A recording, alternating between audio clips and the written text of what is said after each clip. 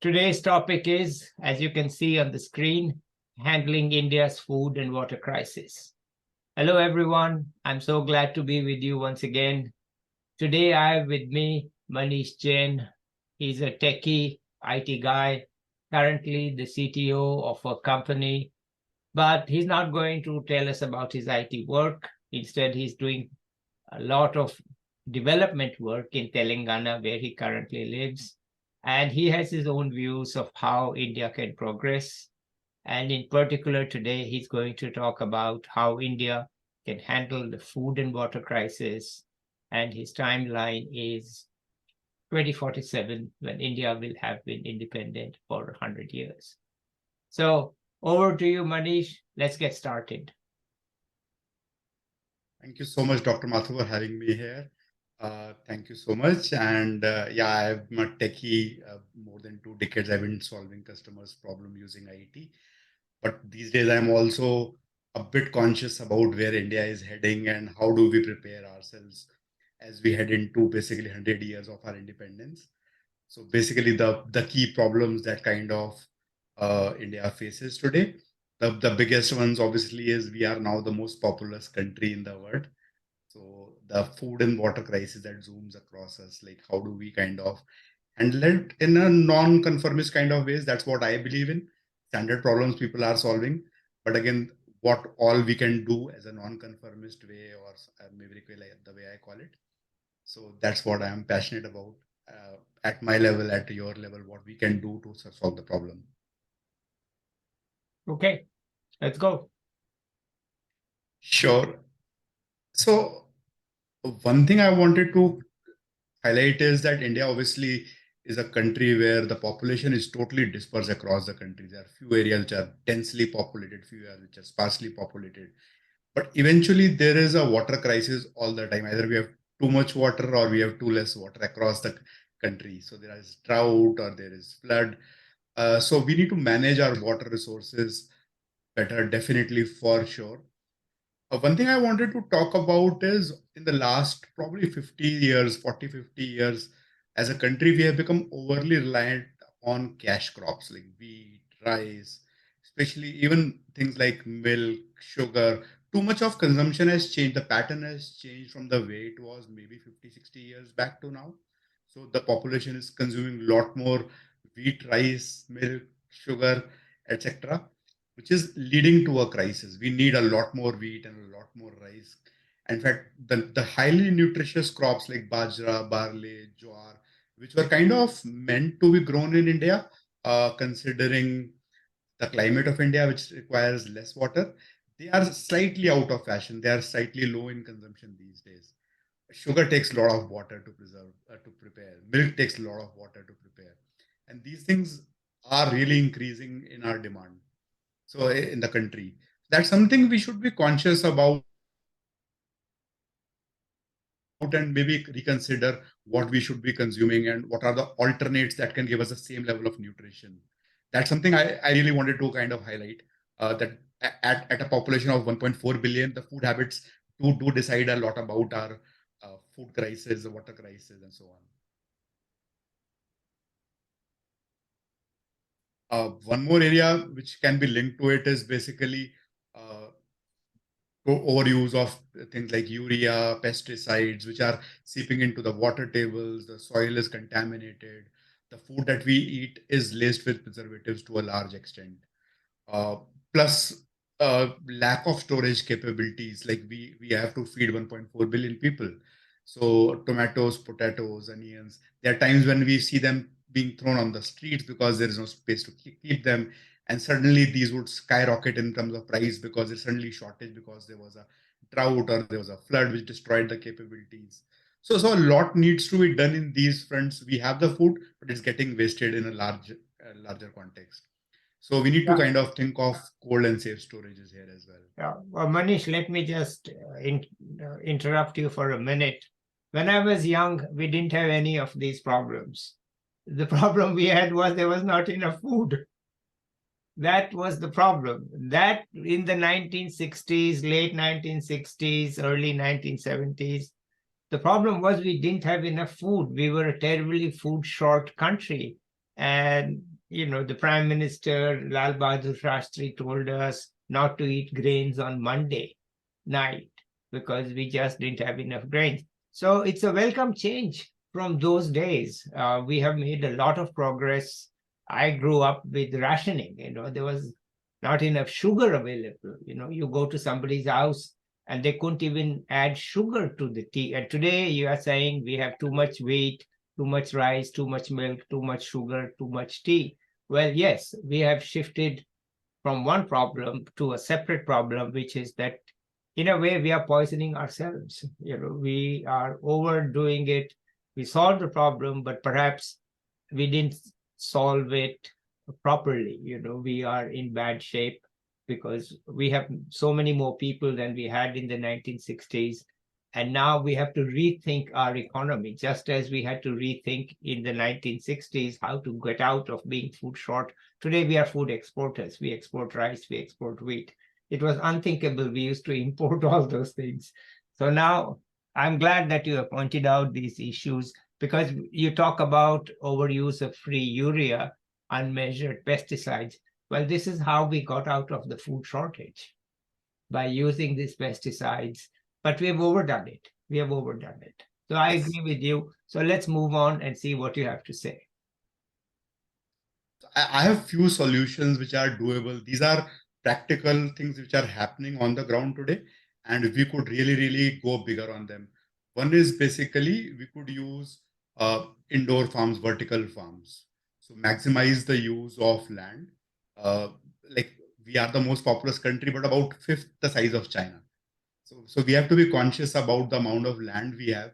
Vertical farming may actually solve some problems. uh, Same area, we can have 5 or 6 or 7 or maybe 10 tiers in the same amount of space of crops. And these are crops that are very nutritious. Like they can be grown literally in water with very little chemicals. Chemicals, like everything is a chemical technically, but very little chemicals as food, like as to be added to them, and literally no pesticides. These are indoor facilities, so very low chances of pests attacking them. Maintained climate, temperature, etc., at the same temperature what is required. So very high produce, and I believe US is doing that as a very high level, like very high scale. A lot of Not, vegetables are grown in US. not yet at a high scale. It is there, but not yet at a high scale. And one thing that is attractive about it is that you can grow it locally, not have to bring it, because it's a controlled environment. So it doesn't matter what is happening outside. And you can grow it within, say, half a day's drive, so that you don't have to ship your thing across a lot of land and, with air refrigerated trucks and so on. And it's local. So you solve the transportation problem, the freshness problem. And it's a promising thing. And I think it's already happening in India. It just needs to go on a bigger scale.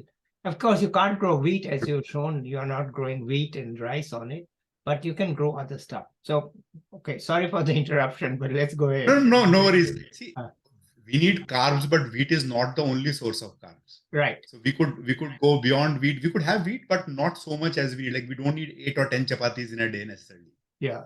So we could move beyond wheat as well. And you made an interesting point. I have a kind of a slide coming up. This is a model which I am very passionate about. If I have enough money, I'll probably build one sample in my life. This is basically a commercial complex which I see as a requirement in one large say area of say about maybe few kilometers, square kilometers. So this has multiple levels and this requires investment. It could be done via CSR, a social spend or something, but we could have solved multiple problems using this model, right from basically attacking vermicomposting kind of things, parking for basically commercial vehicles, the household maids and servants and guards in India, which are very popular. They don't have proper houses. They can live here. Then we could have basically food growing on 2 or 3 or 4 stories in this large building. So we could have basically local supply of food coming out of these complexes while we solve other commercial problems. It requires land investment, it requires a building to be built, but then it can become kind of self-sustaining. We could do a lot of things in this, including hydroponics and housing and a lot of stuff. Probably I would say 5 to 10 crores is an investment that would be required to build such a complex, but it can solve multiple problems. If you can have few at sub-district level, then it does solve some problems. This can, by the way, be attacked using policy and CSR spends. Corporates do spend a lot of money as CSR. So maybe a couple of years of CSR money being diverted here could really make things happen. This is something I'm passionate about. I don't know if you have any views, you could probably share them, but I think this can play a reasonable role in taking us forward. Well, Manish, through Lift Up India 2047, a new NGO that is coming up, we are trying to develop selected smaller towns in India. So we are looking for, right now we have 3 states, Rajasthan, West Bengal, and Odisha, and the other 3 states will be also India's B states, not Telangana, that's an A state. And we are looking for things that could be done in these smaller towns. Smaller means under 3 lakhs population. They have land and they have water. We have cherry-picked them. They have land, they have water, they have reasonable electricity, reasonable internet. Not perfect, obviously, but that's where we hope to expand those towns so that they can create jobs for the local people and also create jobs for the villagers nearby so that they don't have to go to the large cities and live in slums. And this kind of thinking, we are at the very early stages now, but we are also aiming for 2047. So these kind of thinking could be very useful at that lower stage, because you won't be that big and maybe the cost will be lower there, and we could think about it there. So let's keep in touch on this. But let's go ahead right now. The biggest cost is land. If that could be taken care, then obviously the cost. Because these are small cities. The population currently is only 1 lakh. So finding some land is not the same as going into, Mumbai or Kolkata or Hyderabad. This is very small cities. And that's where I think everybody is neglecting India's future. Let me now preach a bit that, we talk of things in villages, and that's great, and I'm happy to be associated with that. But really, half of India's future lies in small towns, because that's the only way we are going to get equitable regional development. We can't just keep stuffing people into large cities where they don't have any space at all. And if we can say, listen, you need to leave the village, that's fine, but why do you have to go 1,000 kilometers? Why don't you go 100 kilometers to this town where you can have a nice house, an easy life, not polluted? Then I think that's my vision. And we could scale these things down into the level that is needed over there. So let's talk about this offline, but please go ahead with your presentation. Sure. One thing, again, it's at a nascent stage globally, but a lot of countries, China, Australia, US, are trying this, is basically they are trying to seed clouds and make rains happen. India is a country where rains are always a problem. Too much rain or too less rain. So again, this is something which is a promising technology, futuristic one, where we could handle the water crisis in the drier states, make rain happen. And it also ensures that we don't have a situation where there's too much rain, because the precipitation periodically will take care of reducing the amount of precipitation. Also, it brings down pollution if we have continuous rain happening. I don't know the cost element of it, but since a lot of countries are doing it today, so I'm sure this will become more affordable and doable over time. Technology will evolve and it will become more affordable. So this is something in the parking lot right now for India, but we should invest some money into research on these capabilities. Okay. This is a passionate project, like it's a social project, the Kaleswaram Lift Irrigation Project in Telangana. They call it the largest lift irrigation project in the world today, built at the cost of $16 billion over 10 years. This was commissioned in 2019. And to my understanding, this has changed the fortune of Telangana. The way Telangana is basically the Godavari basin is a slightly lower, and the land, it's a plateau, right? Deccan plateau. So the land is way higher. So the water can't go up. When the Godavari river has flood water, it can't go up. What they have done is they have installed huge turbines to lift the water and take it up on from the dam and accumulate it in a basin that spans close to 500 kilometers. That's the Wow. span of this entire area. Uh, Now, economically, it costs about 80,000 rupees per acre in terms of the money that has been spent and the electricity that is required. And the paddy cultivation yields about 40,000 rupees per acre today. So economics wise, it doesn't make sense. That's why I said it's a social thing. Telangana has been breaking records of paddy creation over the last 3-4 years just because of this project. That's one. Second is the water table. Telangana has been an arid place. Like there have been droughts. Like if you go back 5, 6, 7 years, Hyderabad hardly received rains. Now the water tables are recharging. It's a rocky terrain, but the water is like it's a 500-kilometer area where there is water. So in the monsoon, the excess water does not flow into the ocean. It goes up and gets accumulated, which leads to a greener cover. It leads to paddy. It leads to sugarcane in the state, and it also leads to water table charging. So economics wise may not make sense, but again, I believe government is not about commercial use of the money all the time. It's about taking care of social causes. It's a huge state, Telangana plus Andhra, and it is dominantly dependent upon irrigation, agriculture, a lot of it. So these projects make a lot of sense. I believe 10 years back, cost would have been higher. Now electricity, what we are using, we will soon have a state like situation where India will have surplus electricity, say in the night. So we could use that surplus electricity to lift the water rather than consume the main electricity, which will bring down the cost. Okay. So these projects will. Sorry, I understand the concept. Yeah, it's clear that you are lifting the water, and if you want to lift the water at night when electricity costs are low, that makes sense, right? Okay. Absolutely. And then we could add things to it like turbines, water turbines, like produce hydroelectricity. All those things can be add-ons to the project later. Okay. But again, beautiful project and I love it. The cost part, I am not an expert on that, but I'm sure it will become more affordable and more states should afford that going forward. So India is among the countries with the longest coastal lines. Like there are so many states which are exposed to the ocean and all of them are dry. Be it Gujarat, Maharashtra, Karnataka, maybe Tamil Nadu and Kerala, still they have a bit of water. But Andhra, Odisha, all of them are short of water. So desalination is something which is still at a nascent stage in India. We have very few plants. I'll not bore you with the theory which I have written here. But again, we had one in Chennai. We have few coming up in Maharashtra and Gujarat. But there is so much of coastal area available to us. There is about 3 to 4 years of time required to set up a desalination plant, a large one. But same problem with California. I'm sure someday California also will build ones.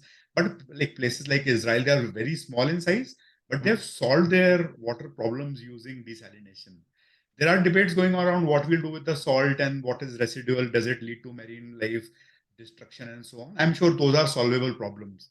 But we need water and we need to solve those problems as well. And this is something which can change the complete southern part of India. The future, the complete future can be changed if we have a lot of desalination. Yeah. Okay. Manish, today I had for this topic, Dr. Mathur. This is what I prepared. This is kind of my view, non-conformist. Okay, hang on. Let me talk about desalination. Today in the New York Times, there is an article that says that one way to do desalination is reverse osmosis. I'm sure you know that, of course. Apart from electricity, which is cheaper, is to do reverse osmosis. But a renowned professor who used to teach it said that, look, actually, we never understood in theoretical physics terms how reverse osmosis works. And consequently, the methods we were using to implement it were not efficient. And he says now we understand how reverse osmosis actually works from a theoretical physics scientific basis. And of course, it's just a theory right now, but the theory is now accepted. And they say that reverse osmosis using a plastic screen to separate the sediment from the water will become much more easier to do and cheaper to do in the future. Now that we actually understand why it works. Otherwise, he says, I used to teach this theory for 20 years and I knew it was wrong. That was not correct. But I was very happy to read it because there is a real, we are trying to think about something in Kutch.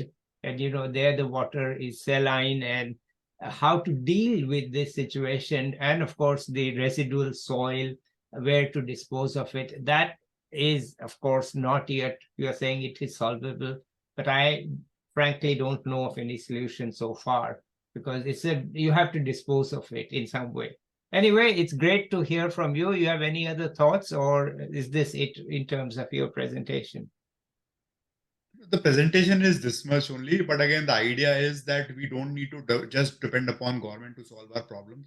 The citizens need to take care of their future, take it in their hands, and do it at grassroots level. We need to find solutions that every house or every citizen can take care. Just for an example sake, the water purifiers, ROs that we use in Indian households, they waste so much water. If we have better ROs, like you mentioned, it could save so much water, and citizens could participate in that. Yeah, I think absolutely. When I wrote a book in 2021, India 2047, and this is one of the key points in that book, that first, you cannot rely upon the union government alone, given the size of India, given the constitution of India, given the diversity of India. It is simply outdated to think that the union government alone can do it. Second point was the chief ministers are equally important when it comes to economics. There's just no other way. Like what you have pointed out has happened in this lift irrigation.